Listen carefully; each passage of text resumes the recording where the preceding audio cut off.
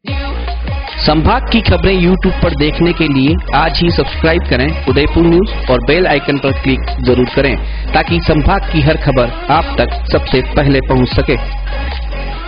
अर्चना शर्मा जी शुभारंभ होगा स्टार्ट शर्मा जी से। अर्चना जी नमस्कार, उदयपुर न्यूज में आपका स्वागत है। विसाख 2018 लगातार जारी है। 7 दिसंबर मतदान का दिन है, समय काफी कम बचा है। आज शाम 5 बजे बाद प्रचार भी खत्म हो जाएगा। हमारा मकसद यही है कि हम सभी लोगों तक आपको पहुंचाएं, उनकी बातों तक पहुंचाएं, उम्मीदवारों से, उनके समर्थकों से और आम जनता से। इसी कड़ी में आज हमारे साथ हैं जयश्री जी चौधरी, आर्ट ऑफ लिविंग की शिक्षक हैं आप और समाज सेविका भी हैं।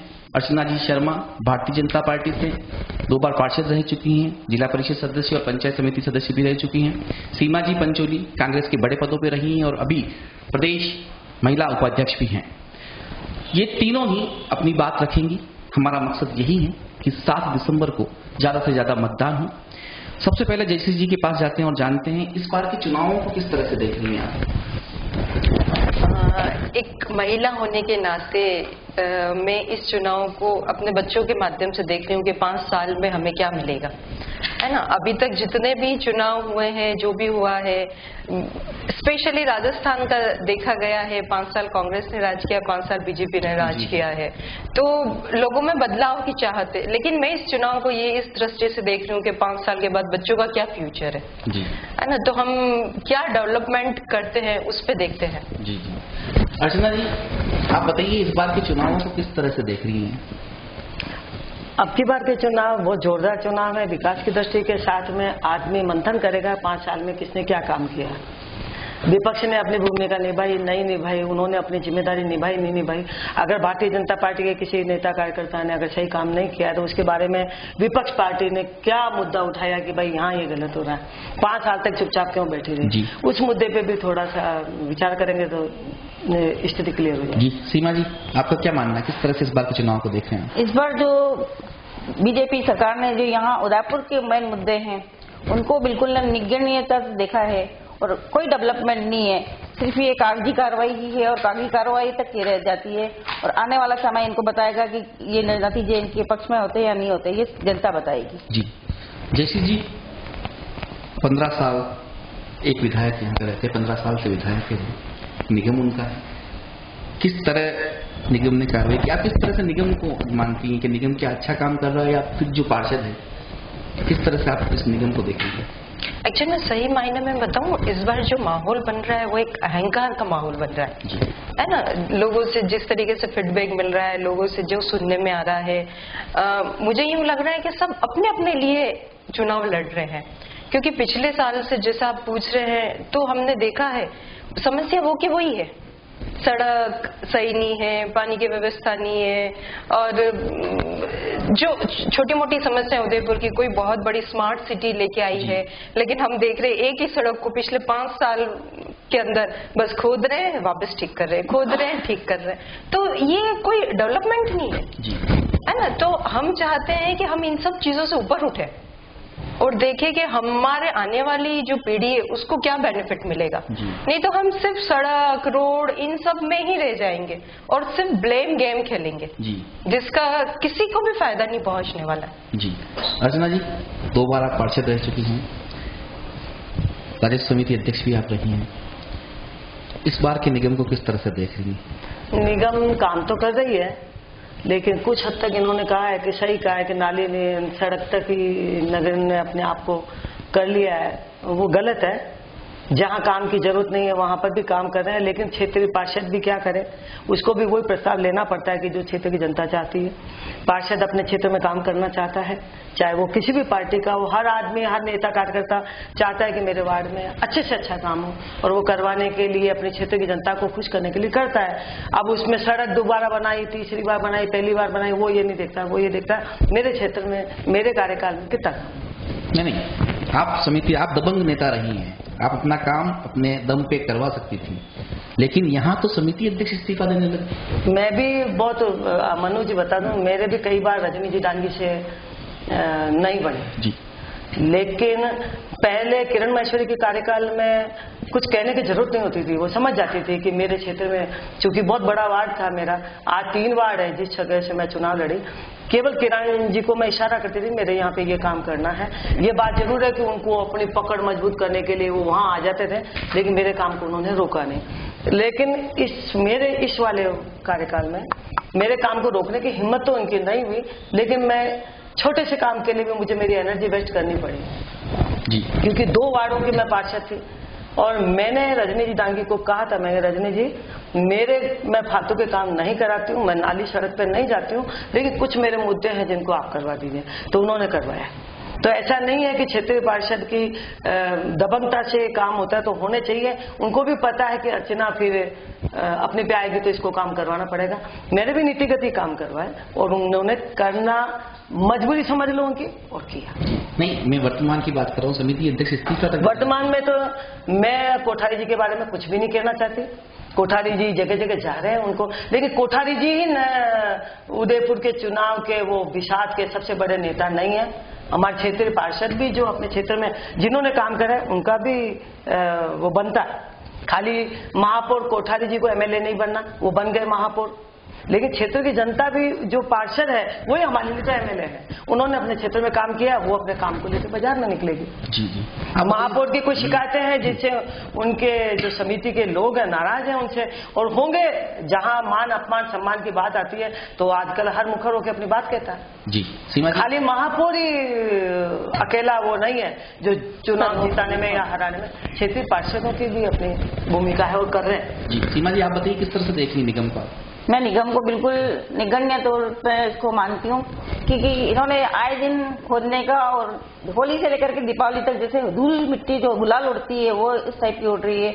और आम जो पब्लिक है, कभी तो किसी बुजुर्ग महिला के पत्थर लग रहा है, उससे उसका सिर फूट रहा है, पर ये न तो महापौर जी को दिख रहा है, न यहाँ के विधायक जी को दिख रहा है। सिर्फ वो कमीशन बेसिस पे जो काम करवाना चाह रहे हैं वो एक कंपनी को दे करके अपना फायदा उठाना चाह रहे हैं जी।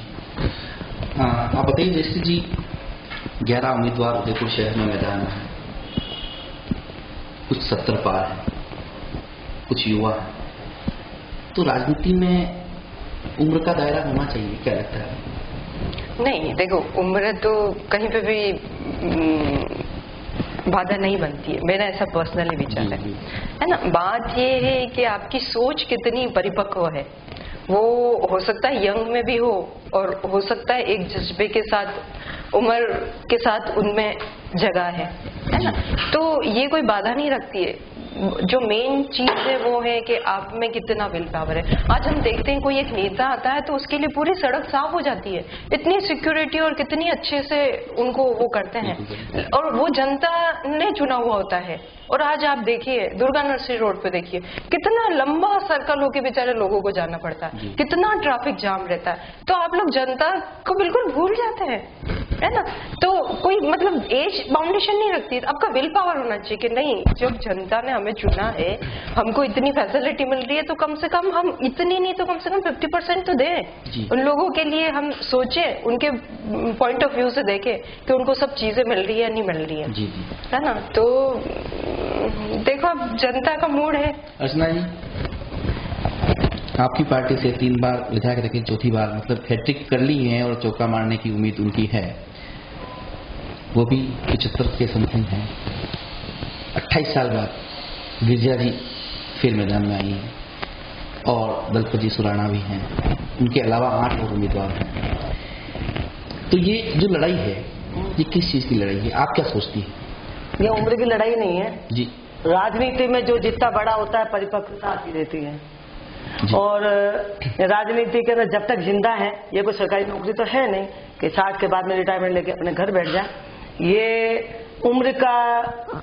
परंतु इसमें बस यही है परिपक्वता की बात है कि आपका, मैं पहले पार्षद का मतलब नहीं जानती थी, आज पार्षद छोड़ो एमएलए सांसद का भी मुझे पता है कि क्या काम करवाना है, कैसे काम करवाना है। लेकिन जब तक ग्रास रूट से बढ़ के ऊपर तक जाता है इंसान, तो उसमें परिपक्वता आनी चाहिए, और वो है गिरिजा जी में और गुलाब जी दोनों में है जी, दलपत जी में भी है। लेकिन जनता क्या चाहती है, जनता के मन में क्या है, और किसकी परिपक्वता ज्यादा काम आती है, वो तो वक्त बताएगा। और गुलाब जी कटारिया का जीवन तो पार्टी को समर्पित रहा है। इसके अंदर मैं व्यक्तिगत रूप से उनके भले मैं कितना भी कर लूं, लेकिन हकीकत में वो जितना पार्टी के लिए दौड़ता है, पार्टी को बड़ा करने के लिए दौड़ता है, कभी कभी गुस्से में वो कुछ आके 19-20 बात करते तो बात अलग है, लेकिन पार्टी के लिए वो जान लगाते हैं। क्या कारण है कि आप भारतीय जनता पार्टी कार्यालय नहीं जाती? मेरे संगठन इसके अभी आपने ये सवाल बहुत अच्छा किया कि मेरे मन की बात आप कह रहे हो। हम भारतीय जनता पार्टी के सक्रिय कार्यकर्ता हैं। मांगीलाल जी को भी आज पार्टी छोड़ के जाना पड़ा, दलपत जी भी चले गए, कई लोग चले गए और कई लोग चले जाएंगे, लेकिन व्यक्तिवादी संगठन के अंदर जिस तरीके का जमावड़ा हो गया, कई लोग मान अपमान को अपने बैग में रखते हैं, चले जाते हैं, लेकिन हमारे जैसे भी कुछ लोग हैं जो मान अपमान को यहाँ दिमाग में बिठा के रखते हैं। वो पार्टी कार्यालय में अगर उसकी इज्जत नहीं होगी तो क्यों जाएगा? मैं किरण जैन के सामने जाके उसका भाषण सुनूं तो ये मेरा वो नहीं है। आप समझ रहे बात को? मैं रजनी डांगी के सुन सकती हूँ क्योंकि वो महापौर रही है, उनके अपने वक्त है। प्रमोद जी सामर का भाषण मैं क्यों सुनूंगी भाई? वो मुझे गाइडलाइन देने वाले होते कौन? अभी कल के आई हुई एक संतोष भटनागर है, वो मुझे दिशा निर्देश देगी कि फलाना जगह आप चुनाव प्रचार करो, तो मैं क्यों सुनूंगी भाई? कल की आई हुई राजनीति में तो मेरा ये क्राइटेरिया तो होना ही चाहिए कि आप सम्मानित व्यक्ति हैं, आप 30-40 सालों से आप पार्टी में काम कर रहे हैं, जिसने घर बार सब छोड़ दिया, उसके सम्मान रहे। मैं मांगीलाल जी जोशी और दलपत जी सुराणा को जब से मैं जान रही हूँ, वो बहुत सीधे लोग हैं, दोनों ही सीधे लोग हैं। हकीकत में उनको प्यार से अगर उनको कहते ना, इतना बड़ा कदम नहीं उठाते। जी, एक बात करें अगर बैंक चुनावों की, तो भारतीय जनता पार्टी समर्थित ही लोग थे दोनों ही तरफ, फिर सिंह जागृति मंच और उस समय नारे लगते कहते हैं कर दो इन गद्दारों से जीतेंगे हजारों से। क्या मैं तो इस मामले में जो बैंक का अगर कोई बात आती है तो गुलाब जी जबरदस्ती कूदे, उनको महिलाओं की लड़ाई थी, महिलाओं के ऊपर छोड़ देनी चाहिए थी जी। ये बैंक की लड़ाई इनके सिर बोल रही है, ये उनको पता भी नहीं था शायद। और वो किरण जैन को मैं पूरा 100 में से 100 दोषी मानती हूँ। वो गुलाब जी कटारे के लिए कद्दावर नेता होगी, लेकिन महिलाओं में दो फाड़ मेरी भारतीय जनता पार्टी में पहली बार बैंक चुनाव में दिखी, जहां वही भारतीय जनता पार्टी की कार्यकर्ताएं थी, सब इधर भी भारतीय जनता पार्टी की कार्यकर्ता थी। और जब बैंक नहीं बना था उसके पहले से मैं इसकी मेंबर हूँ, इसकी बैंक की कांता जी बनोरिया ने मुझे बनाया था, तो किरण महेश्वरी चेयरमैन बनी। उस वक्त भी किरण जैन चुनाव में अध्यक्ष बनने के लिए इसने एडीसी लगा के चोटी तक ताकत लगा ली, और गुलाब जी बसाब चाहते थे किरण महेश्वरी बन गई। फिर वो जैसे वो दूसरी नेता बनी तो गुलाब जी ने कहा किरण जैन बने। आज पूरी बैंक के अंदर जेएनयू की मैंने ये बात बार बार उठाई, भैया ये बैंक भारतीय जनता पार्टी महिलाओं का है, उसमें सभी पार्टी के सभी जातियों की समावेश होना चाहिए। आप मेंबरों को देख लो, आपको अदर कास्ट का एक भी नजर नहीं आएगा। ये इनके लिए दुखदायी है। और इसके साथ में किरण जैन के करैक्टर से गुलाब जी कटारिया भी कटघरे में आएंगे। और हम भी आज नहीं, आप भले अब इस पे चलाओगे तो मुझे कोई उससे रंज भी नहीं है, लेकिन कुछ कारण किरण जैन भी बनेगी। किरण जैन ने बैंक में बैठ करके अपनी राजनीतिक रोटियां सेकने की कोशिश की। किरण जैन ने महिलाओं के अंदर दो फाड़ की जो भारतीय जनता पार्टी महिलाओं में कभी भी नहीं की। रजनी डांगी ने ऐसा नहीं किया। रजनी डांगी भी थी हमारी महिला बैंक की, उन्होंने नहीं किया। किरण महेश्वरी भी थी, उन्होंने भी नहीं किया। और दो फाड़ हुई ही नहीं महिलाओं के सामने। ताज होके कोई महिलाएं चुनाव लड़ी भी नहीं। अब जब महिलाएं चुनाव लड़ी तो दो फाड़ तो निश्चित भारतीय जनता पार्टी की महिलाओं में ही हुआ। तो ये चीज मैं कटारिया जी को भी अभी आप परिपक्वता में कटारिया जी को भी अभी मेरे को कहने का मौका नहीं मिला, लेकिन कहूंगी जरूर आज नहीं तो कल कि इस बैंक के चुनाव से महिलाओं में जो दो फाड़ हुआ है ये किरण जैन की वजह से हुआ है। मांगीलाल जी जोशी तो जनता सेना में जाके बोल रहे हैं, मैं भारतीय जनता पार्टी में रह करके बोल रही हूँ जी। तो ये महिलाओं में जो दो फाड़ हुई ये बैंक को लेकर के हुई है, और मैं व्यक्तिगत रूप से किरण जैन को मैं उसका दोषी मानती हूँ जी। सीमा जी बताइए, 11 उम्मीदवार हैं, एक उम्रदराज अनुभवियों लड़ रहे हैं और दूसरे युवा नौजवान लड़ रहे हैं, क्या कहना चाहेंगे? इसमें पार्टी में कोई उम्र और उसका कोई नहीं देखा जाता है। इसमें जो जयश्री जी ने कहा है कि अनुभव का, तो आज गिरिजा जी इतनी परिपक्व है और केंद्रीय मंत्री रही, कई लोग 2 बार लोकसभा चुनाव लड़ चुकी है और कई पदों पर रह चुकी है, महिला आयोग की अध्यक्ष रही है, प्रदेश अध्यक्ष रही है। तो गिरिजा जी के सामने मैं गुलाब जी को बिल्कुल नगण्य मानती हूँ और जनता 100% मानस बना चुकी है कि इस बार गिरिजा व्यास ही जीतेगी उदयपुर से और वो भारी मतों से जीतेगी। वो 11 तारीख को नतीजे आपके सामने भी आ जाएंगे।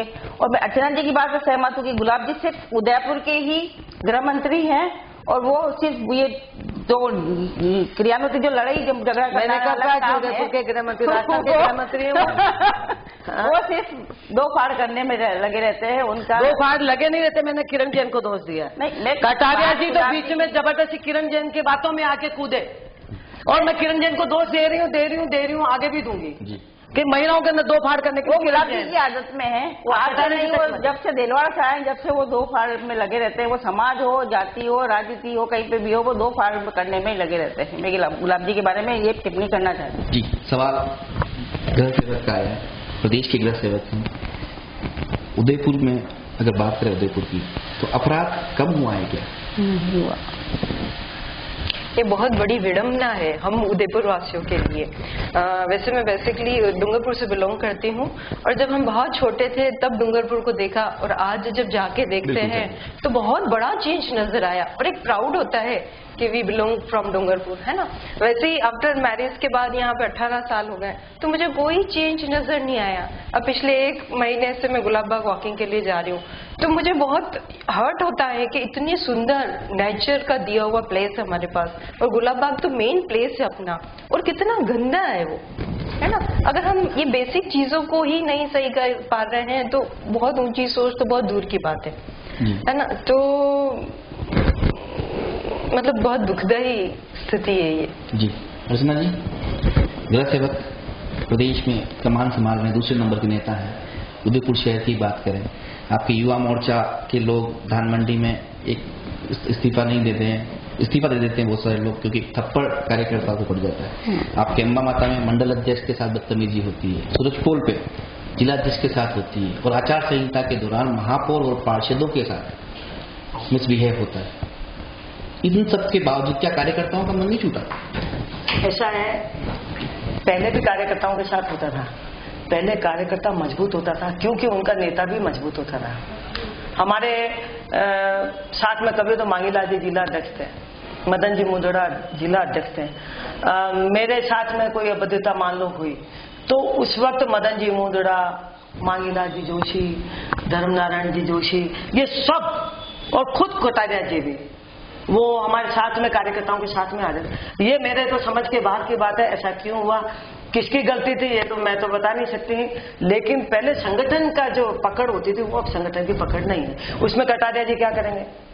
नहीं, चार बार नहीं तो इसके अंदर मैं आपको बता दूं स्पष्ट बात, जो सूरजपोल पे घटनाक्रम हुई जी, पहली बात तो जिस कार्यक्रम में ये लोग गए, मेरे पार्टी के लोग, वो जिसके यहाँ गए उसकी क्या रूपरेखा पहले कम से कम ये तो सोच ले। मैं जिसके यहाँ जा रहा हूँ वो किस माइंड का व्यक्ति है। वो 12 बजे तक भी अपने जागीर समझ के वहां कार्यक्रम करेगा ठेठ सूरजपुर चौराहे पे, तो मुझे नहीं जाना चाहिए जी। मैं कभी नहीं गई उसके कार्यक्रम में, तो मेरी पार्टी के नेता भी क्यों गए वहां? वो चला करके कि मेरे नेता आ गए, गृह मंत्री जी के सिपह सालार आ गए तो मैं कुछ कर सकता हूं, तो ये तो नहीं है। पुलिस ने भी जो कुछ किया गलत नहीं किया, लेकिन हमारी पार्टी के कार्यकर्ताओं को वहां जाना ही नहीं चाहिए था। जिस कार्यक्रम के अंदर गए, जिसमें नाम नहीं लेना चाहती हूँ, आप तो जानते हैं उसका खुद का क्या रूपरेखा, क्यों गए वहां पर। वो सूरजपुर चौराहे पर सोचा मैं तो 12 बजे तक अखाड़ा बना के बैठ जाऊं, तो ये तो गलत बात है। उनको जगह लेनी चाहिए, वाटिका लेनी चाहिए जी। अब उसमें कटारिया जी क्या करेंगे? अगर पुलिस का ये कहना, पुलिस क्या सबके लिए होता है भाई 10 बजे बाद बंद, 11 बजे बाद बंद। हम भी कई बार टेलीफोन करते हैं कि भाई फलान जी के ये हो रहा है, चाहे हिंदू समाज का हो चाहे मुसलमान समाज का हो। मेरे पास में मंदिर है, एक दिन जब माँ चौकड़ी होगी तो हम रात को सोएंगे नहीं क्या? 85 साल के मेरे भी ससुर है जी, तो मैं मंदिर में मना कर देता हूँ तो मैं धार्मिक नहीं हुई क्या?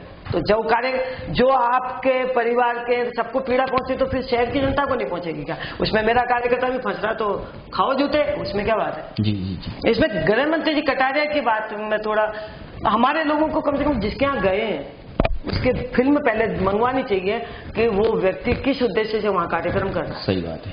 सीमा जी, आप गलत किया। किस तरह से अपराध रुका है क्या?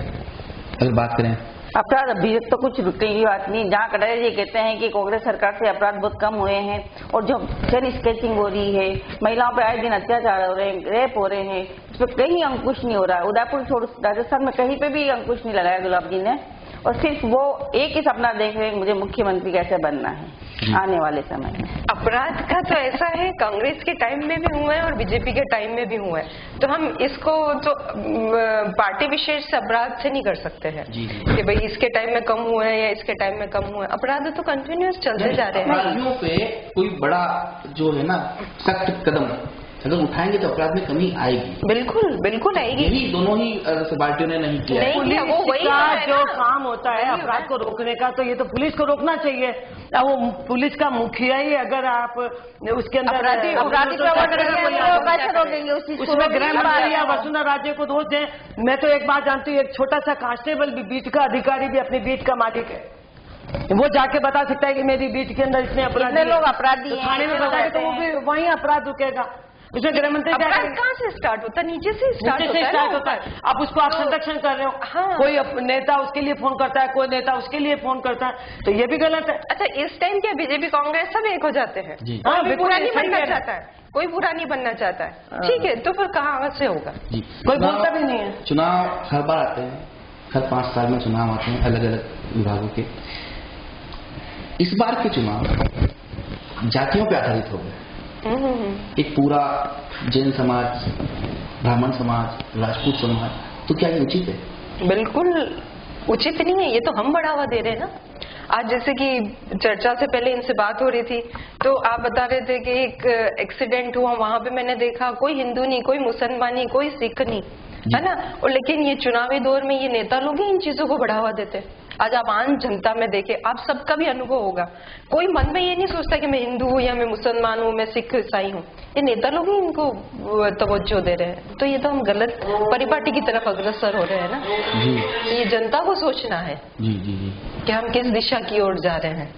अर्चना जी, बात अगर जाति की जाए, एक बड़ा समुदाय अगर ये कहता है, पूरा सकल जैन समाज कहता है कि गुलाब जी कटारिया के समर्थन में हम खड़े हुए हैं और उनके समर्थन में आपको आना है, या फिर ब्राह्मण समाज की बात ले लें, राजपूत समाज की बात ले लें, तो क्या ये सही है? क्या जातिवाद तो दोनों ही पार्टियों के लिए गलत है जी। दोनों ही पार्टी में किसी के लिए भी।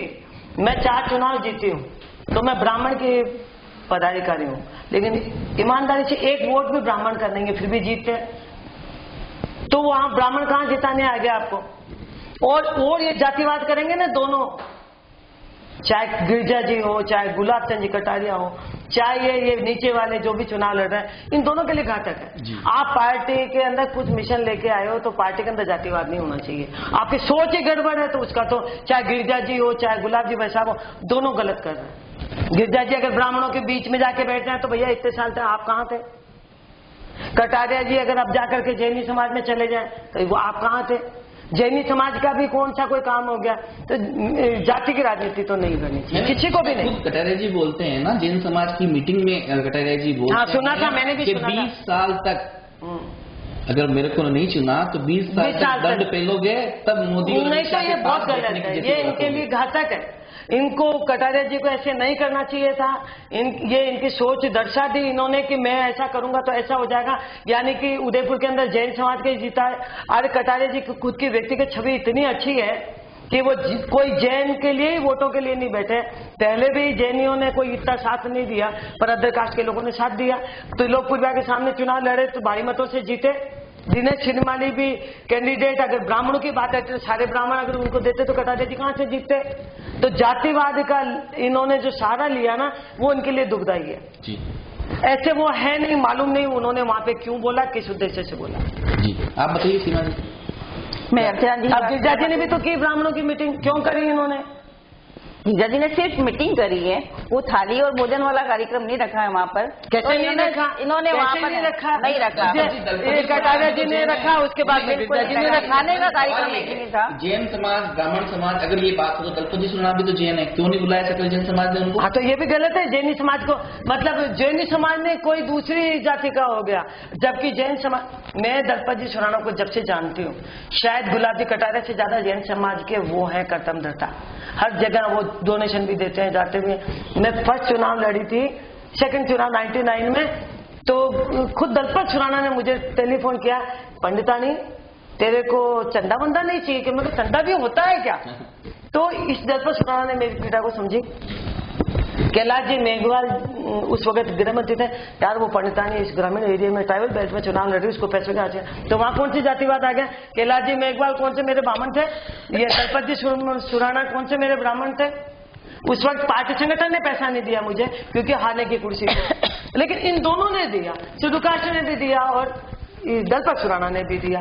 तो मैं कैसे पूछूं कि जातिवाद करते हैं? जी नहीं करते, ये जातिवाद नहीं करते। और कटारिया जी कैसे वहां बोल गए, उनकी जीबान फिसल गई, क्या हुआ मुझे नहीं पता।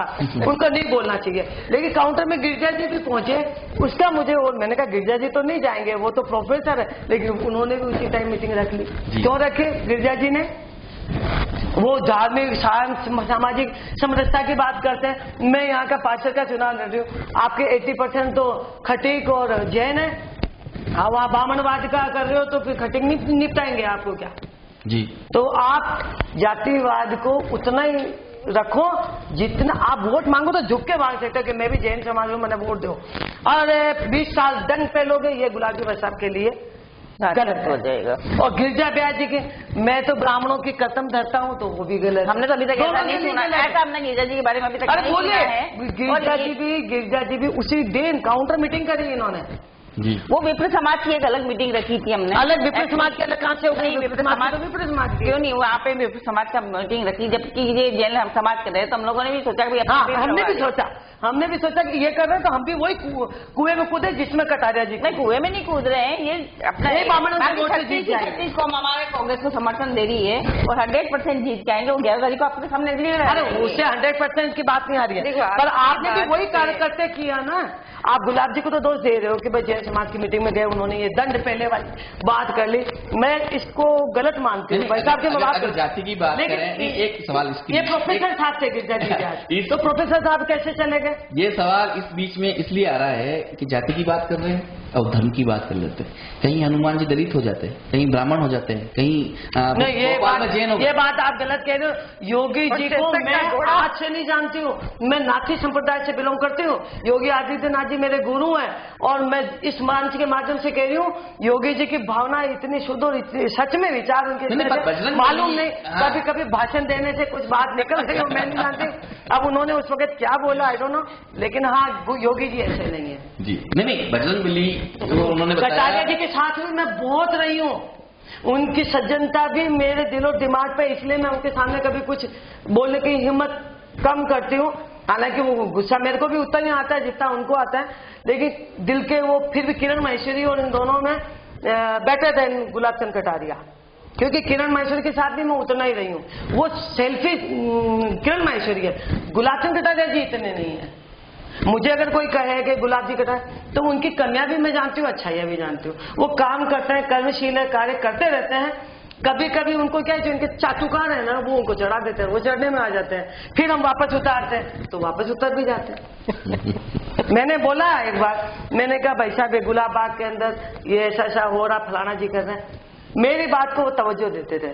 और मेरे को आज मैं सच कह रही हूँ, कटारिया जी ने कभी भी, मैं खुद ब्राह्मणवादी वो जानते हैं अच्छी तरीके से, मुझे कभी भी नहीं कहा कि तुम ब्राह्मणों की राजनीति क्यों करते हो। हाँ, आज से 20-25 साल पहले इन्हीं धर्मलाल जोशी और मांगीलाल जी जोशी को कहा, और ये कान पकड़ते, मैंने कोई कान नहीं पकड़े उनके सामने। हूँ ब्राह्मणवादी, रहूंगी 100 बार करूंगी, ब्राह्मणों के लिए भी करूंगी, आगे भी करूंगी। विप्र फाउंडेशन के राष्ट्रीय अध्यक्ष रहे हैं, उसके बाद में आपने ही या और किसी ने बताया था कि फिर इन्होंने ब्राह्मणों की पैरवी क्यों नहीं की, सिर्फ अपना टिकट लेने के लिए। अरे यहाँ तो खुद की वोट के टिकट के लाले पड़े हुए थे, तो उन्होंने सोचा होगा समय की मांग है, चुपचाप बैठ जाऊं। लेकिन उस जगह मैं होती तो मैं ये कहती, सबका भला होगा तो खुद का भी होगा।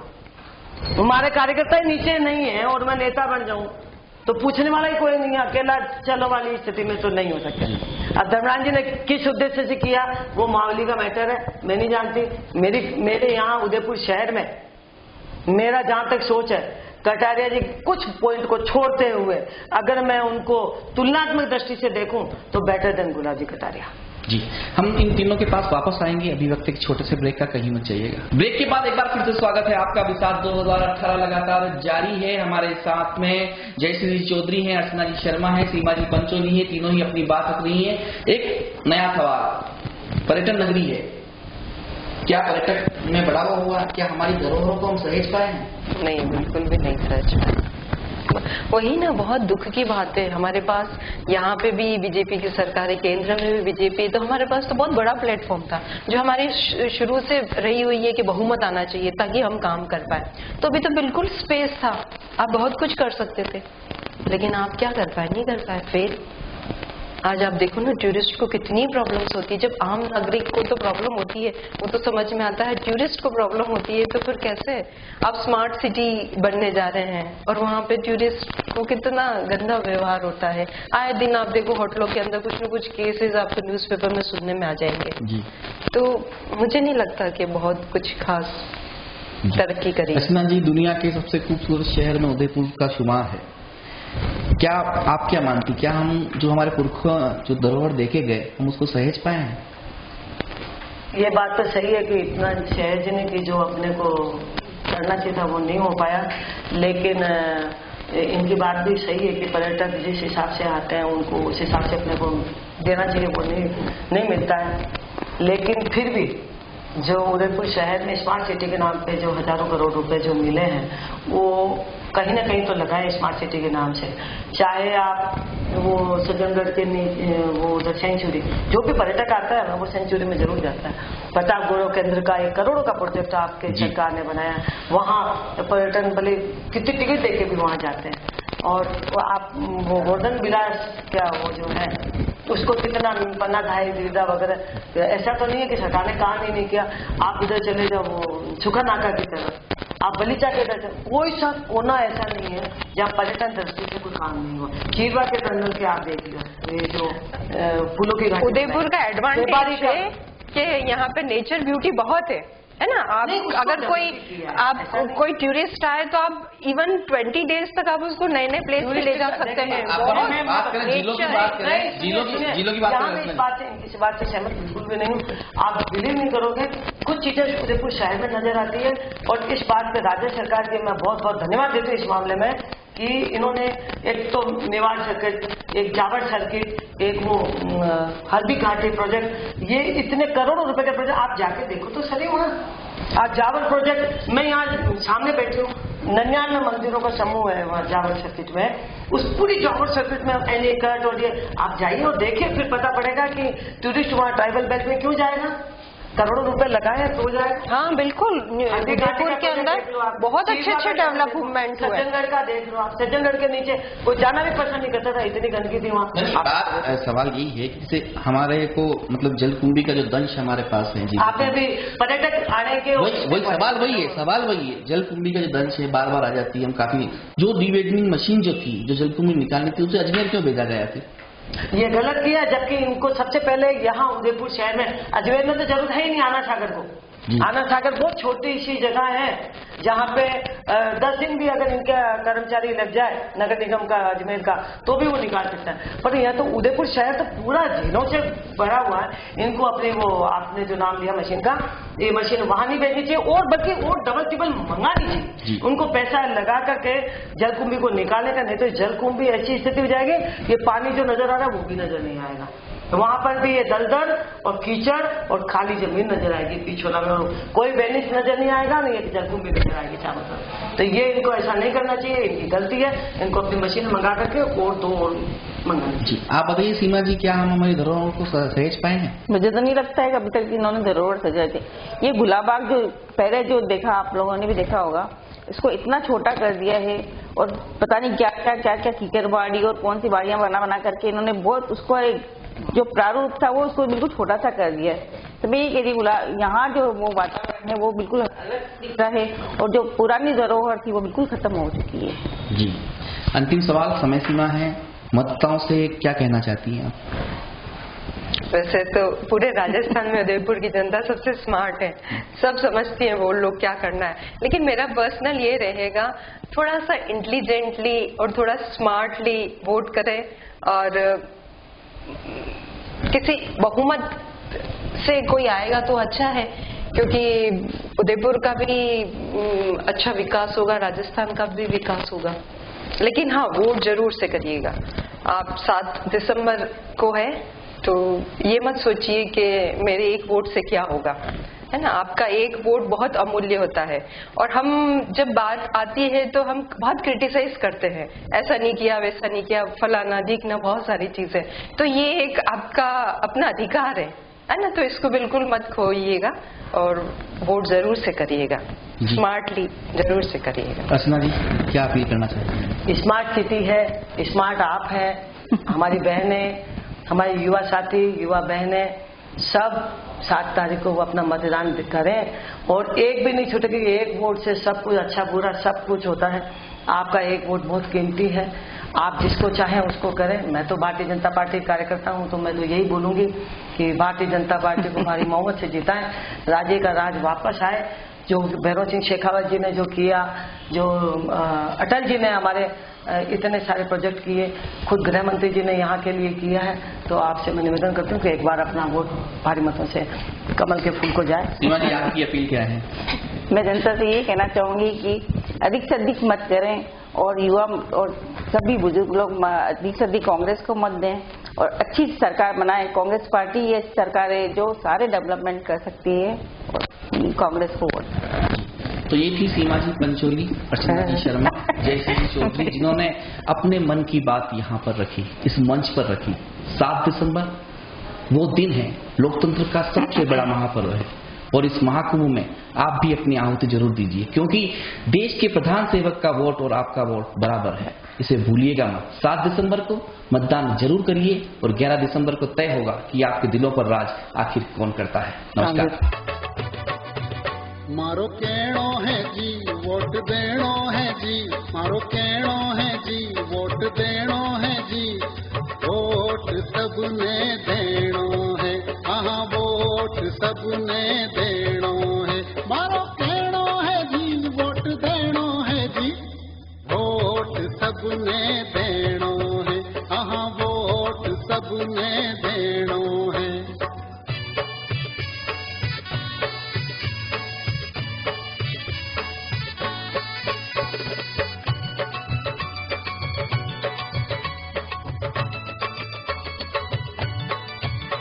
दिसंबर में बूथ पे जाना है जी, वोट डालना है जी, पर्ची देखनी है जी, वोट डालना है जी, पर्ची देखनी है जी।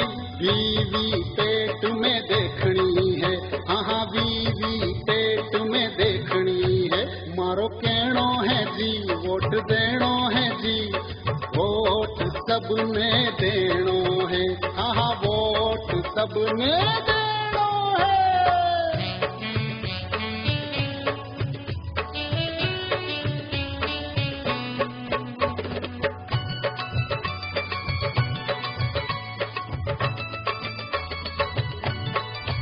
नोट नी लेणो है, दारू नी पीणो जी, दबाव नी सहणो है जी, दबाव नी सहणो है जी। लोकतंत्र मजबूत करणो है, हाँ लोकतंत्र मजबूत करणो है।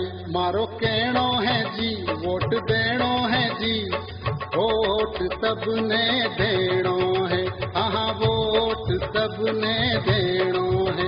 पाया वोट सबने देणो है, कुका वोट सबने देणो है, रे बापू वोट सबने देणो है, ओ बेना वोट सबने देणो है, बाता वोट सबने देणो है।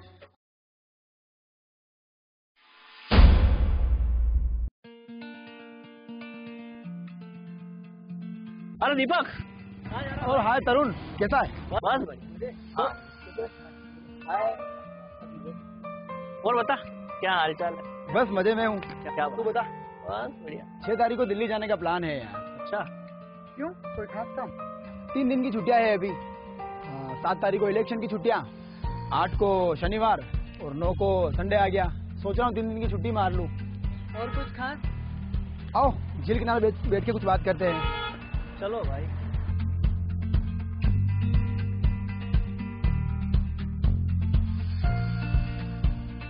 7 तारीख को यहाँ पे नहीं है और तू वोट भी नहीं देने वाला, राइट? राइट।